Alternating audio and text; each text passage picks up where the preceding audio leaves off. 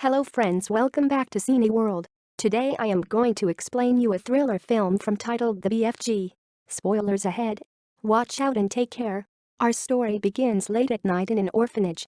In London, the matron comes to the front door to lock it up, but she gets distracted by a magazine that was slipped under the door with the mail. She grabs the magazine and leaves without taking care of the door, which frustrates the little girl hiding under a blanket on the stairs. That's Sophie, our 10-year-old protagonist. Wearing the blanket around her shoulders, she goes to the door and locks it up herself before moving to the pendulum clock nearby and pushing the hand to make it M. While she picks up the mail and turns off the lights, she tells us that, unlike other people who choose M or AM, Sophie thinks M is the witching hour, the time when only she is left awake. She goes to the matron's desk and puts the mail on the corresponding tray, only to get distracted by some noises coming from outside. She goes to the window, opens it, and looks out to find 4 drunk men causing a ruckus. Sophie scolds them, reminding them there are children sleeping, and threatens them with calling the cops if they don't cut it out. As she turns off the street light and closes the window, the men decide not to risk it and leave. A strange moving shadow is seen on the window as Sophie leaves it behind to go back to the room she shares with other orphans. Once she's back in bed, she covers herself with her blanket, puts on her glasses and turns on a flashlight to continue reading her book. When the matron comes by to check on the kids, she turns off the light and hides under the covers, only to turn it on again as soon as the matron is gone. Not much reading is achieved afterward because Sophie soon hears a noise outside and decides to check it out. She slowly approaches the windows as she repeats the rules: never get out of bed, never go to the window, and never look behind the curtain. She breaks all 3 and goes to the balcony, where she sees it was a bunch of cats that made the noise, or so she thinks. Suddenly, a giant hand appears around a house and picks up the trash can the cats pushed off. The hand is quickly followed by a big face and a huge body belonging to a giant man that is shocked to find out he's been seen by Sophie. She runs back to her bed to hide under the blanket when she sees him run towards her, but this isn't enough to stop the giant. He just sticks his hand through the window and picks her up, blanket and book included. The giant starts running through London. Then her blanket has been folded into something like a bag so she can be carried, and from her spot there, Sophie can see how the giant pulls different tricks go unnoticed in the city, like pretending to be a wall covering the street lights, pretending to be cargo on a truck, or even a tree. Once they make it out of London, the giant continues to get away by taking big leaps through the countryside and then the sea until they reach a thick accumulation of clouds. The giant easily crosses it before running through a new area filled with random human objects and rocky formations. He doesn't stop until they enter a furnished cave. This is his home. He hangs the blanket with Sophie on a tree branch, then goes to his table to chop a weird-looking vegetable. Sophie takes the opportunity to escape by climbing out of the blanket and onto the tree she's been left at. By following its branches, she makes it to the window, which she manages to open after having to push very hard. She accidentally ends up pushing some objects to the floor too, though, gaining the giant's attention. He comes closer and tells her there's nowhere to go if she doesn't have wings. Then he pushes the window, which in turn pushes Sophie onto the pan he's holding. He goes back to the table, and after leaving the pan on it, he keeps on chopping the vegetable. Sophie asks him where they are. He replies it's giant country, which Sophie points out doesn't exist. Suddenly, a noise from outside freaks her out. The giant looks through the window and confirms it's the other giants, who all have names like Child Chewer and Maid Masher. Scared, Sophie begs him not to eat her, but the giant laughs at the idea of him eating humans. His way of talking's got grammar mistakes and weird-sounding words. When Sophie reminds him he's snatched her, he admits that's true and that he can't help thinking about her parents, but she points out she's an orphan and hated living in the orphanage, where they had lots of rules and punishment.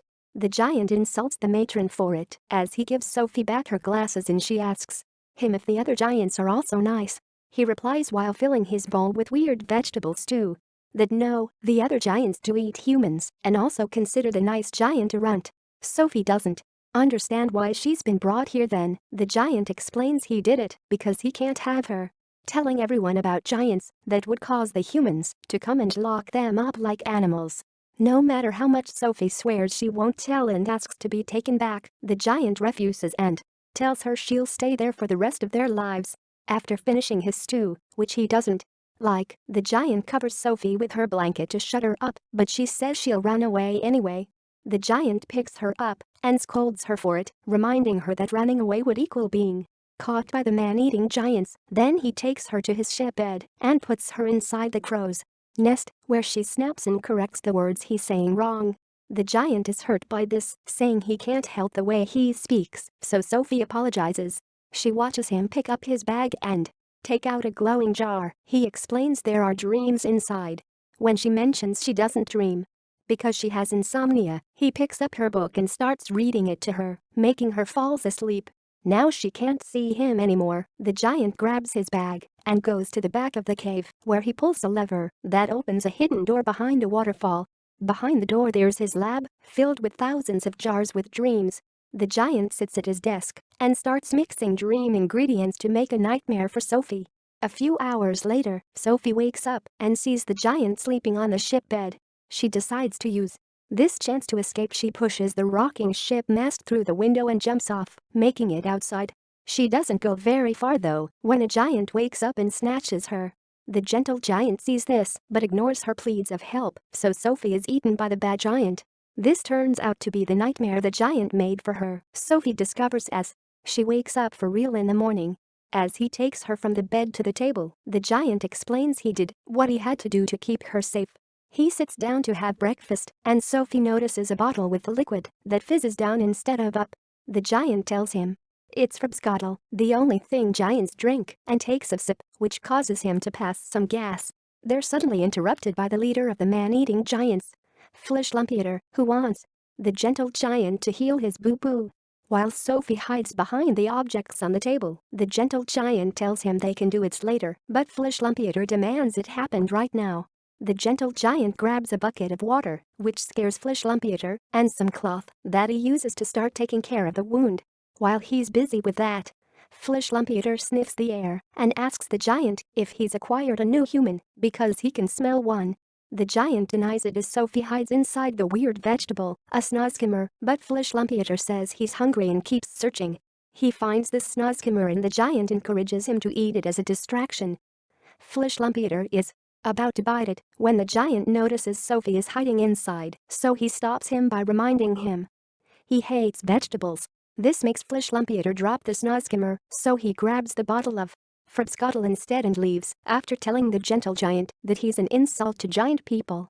The giant puts the snozzkimmer back on the table, allowing Sophie to come out all dirty. He offers her his hand to ride, which she climbs after some hesitation. She's taken to the dream lab, where the giant has a water tank that he opens for her to wash. Then she's put in front of the boiler, which she finds too hot. After putting her on the table, the giant gives her a box of human clothes, so she changes under a sheet, while the giant puts her things in a hole on the tree for her to sleep in. When he turns around, Sophie is wearing a dress and a jacket that makes him look gloomy.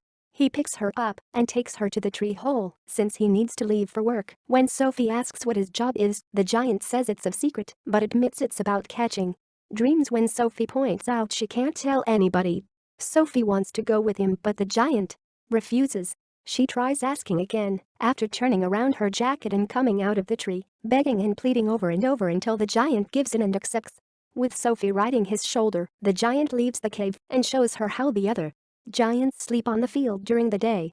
He carefully and silently sneaks around them to make it through the cliff, but Flishlumpieter suddenly wakes up and catches him by his leg. Sophie falls and runs to hide in a nearby car, dropping her blanket behind her, while the bad giants throw the gentle giant around as if he was a football. They get an idea for a game then. The giant that has Sophie's friend grabs a car and takes them to one side of the hill. Another giant picks up two other cars, including the one that has Sophie, and takes them to the other side. The gentle friend is put on top of the car and pushed downhill, while at the same time, the other giant comes down from the other side standing on both cars. Seeing as crashing is imminent, Sophie grabs the steering wheel and pushes until she manages to turn the car, making the giant open his legs and hit his crotch against the gentle friend. The giants find all this very amusing, and they're ready to do more bullying when suddenly it starts raining. Since they're all afraid of water, they run to find cover, while the gentle giant picks up Sophie and her glasses and gets away. Meanwhile, the bad giants find Sophie's blanket and sniff it. They're sure there's a human around now. After a long walk, the giant crosses another thick accumulation of clouds and they make it to Dream Country, where it's already nighttime. The giant tells Sophie he can hear what the stars, animals and trees say to each other before putting her down on the ground. She walks towards a lake that reflects a giant tree with lights that don't appear on the actual tree. The giant admits then that he used to be called Big Friendly Giant before jumping into the lake. Sophie follows him and lands on the reflected land, which is the place where the giant catches all the dreams that are poured out from the tree's leaves. There's a particularly energetic dream that the giant has trouble catching, so Sophie guides him through it. He manages to catch it when it's approaching the girl, and after putting it in a jar, the dream draws Sophie's face. The giant encourages Sophie to chase some dreams, which she does after a moment of hesitation. After running after some different lights, she catches a red one, which makes the giant quickly take it away from her hands and lock it in a jar for being a nightmare. He explains that it says look at what you has done, and there be no forgiveness. The giant suddenly disappears then, so Sophie calls out for him, worried. But it turns out he's just left the lake and he's now pulling her out as well. As they make their way back, Sophie decides she'll shorten his name and start calling him BFG. A few hours later, they arrive at London, where BFG uses his dream trumpet to spread dreams among sleeping children. While working, he tells Sophie he's as old as Earth itself and that he can hear children's hearts, including hers. After watching a kid dream about the American president, they leave London, but suddenly have to stop and hide when they hear the man-eating giants return from the city as well. They had been snatching and eating humans. After they're gone, BFG asks Sophie about her blanket, and she says she left it on Giant Country, which worries BFG. We suddenly cut to a sleeping Sophie, who wakes up in front of the orphanage. She thinks she's dreaming, but she isn't. BFG appears at the end of the street and explains the other giants will know about her because she dropped her blanket, so he must leave her there. Sophie won't accept it, so BFG tells her about a boy that used to live with him and he couldn't save from the giant's hunger. This doesn't scare Sophie, but BFG leaves anyway. Sophie goes back to her bed in the orphanage and remembers BFG told her he can hear everything, so she goes out to the balcony and jumps, knowing he's still around. She's correct. BFG saves her before she reaches the ground and decides to take her with him. Fleshlumpieter sees them when they make it back to Giant Country. Once inside the dream lab, they're trying to think of a plan when suddenly the bad giants barge in and start destroying everything as they hunt for Sophie, who is hiding in her tree hole. The giant's noses take them to her spot though, so she must leave the tree and sneak around the lab to escape them. After a failed attempt at entering BFG's bag, she enters a different tree hole, where she finds the previous boy's room filled with furniture and drawings. Fleshlumpieter is about to find her there, so BFG finally gains some bravery and starts driving the giants off, first hitting them with the hot iron and afterward threatening them with the bucket of water. Meanwhile, Sophie finds a portrait of the queen in the tree hole, and that gives her an idea. She goes out and, after telling BFG she thinks he speaks beautifully, she tells him she has a plan. They'll go ask the queen for help. For this, they're going to need a very special nightmare, so they move to BFG's desk to prepare it. They mix the sparks of kids, giants eating children, the army, Sophie and the BFG with a nightmare and put it in a jar. The plan is to make the queen dream this to scare her, and she'll wake up to see Sophie and BFG at her window. BFG refuses to be seen by more people though. We cut then to Buckingham Palace, where we see Sophie's managed to convince BFG to come anyway. After sneaking around the soldiers, they make it to the queen's window, where BFG blows the nightmare into the queen's mind.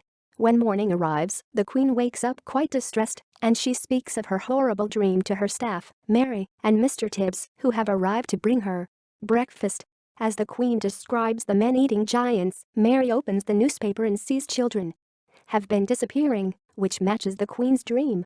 Getting suspicious, the queen asks Mary to draw the curtains, which allows them to find Sophie standing on the windowsill. She mentions her giant friend brought her there, which makes Mr. Tibbs call the soldiers to the garden. The queen realizes everything she's seen in her dream is true and asks Sophie to introduce them to her friend. Sophie calls BFG out after the queen promises she won't hurt him, but he is scared so he doesn't come out until Sophie asks him to be brave. The soldiers surround him when steps into the garden, but the queen is true to her word and makes Mr. Tibbs tell the soldiers to stand back. BFG approaches the window and bows for the queen, telling her they've come to bring her assistance. The queen accepts, but first, she must change. Moments later, while the queen calls her ministers and army leaders, Sophie is given better clothes and a makeover before they leave for breakfast.